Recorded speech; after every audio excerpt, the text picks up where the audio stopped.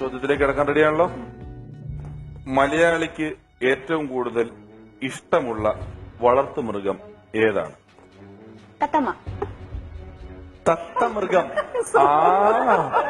തത്തമൃഗം. Sorry പറയാനുള്ള option ഇവിടെ ഇല്ല.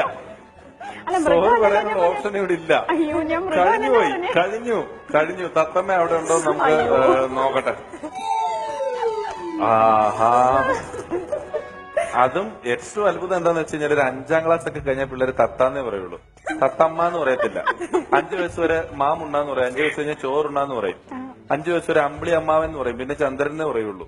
ഒരു കാലികമായ ഡെവലപ്മെന്റ് കാണിക്കണ്ടേ? തത്തമ്മ എന്നൊക്കെ ചാടിക്കയറി പറഞ്ഞ ഇത് തന്നെ അവസ്ഥ പറ്റുള്ളൂ. തോറ്റു പോകും. എന്റെ ഒരു കൂട്ടുകാരനുണ്ടായിരുന്നു. അവന്റെ വീട്ടിൽ തത്ത ഉണ്ടായിരുന്നു. ഈ തത്തേനെ പാല് കൊണ്ടിരുന്ന പയ്യൻ പട്ടീന്ന് പഠിപ്പിച്ചു.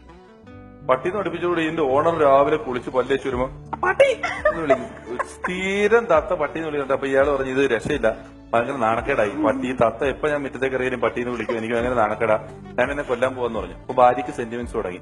നമ്മൾ 3 വർഷം വളർത്തിയ തത്തയല്ലേ, അതിനെ എന്തിനാ കൊല്ലുന്നത്, അതിനെ തുറന്നു വിട്ടേക്കാം. അപ്പൊ പ്രശ്നം കഴിഞ്ഞല്ലോ. ഇവിടെ ഫ്രണ്ട് തൂക്കിയിട്ടേക്കുന്നോണ്ടാണല്ലോ ഇറങ്ങി വരുമ്പോ രാവിലെ പട്ടീന്ന് എടുക്കണേ. തുറന്നു വിട്ടേക്കാൻ പറഞ്ഞ് അങ്ങനെ അയാൾ ഈ പട്ടിയോട് സഹിക്കാൻ പറ്റും ഇതിനെ തുറന്നു വിട്ടു.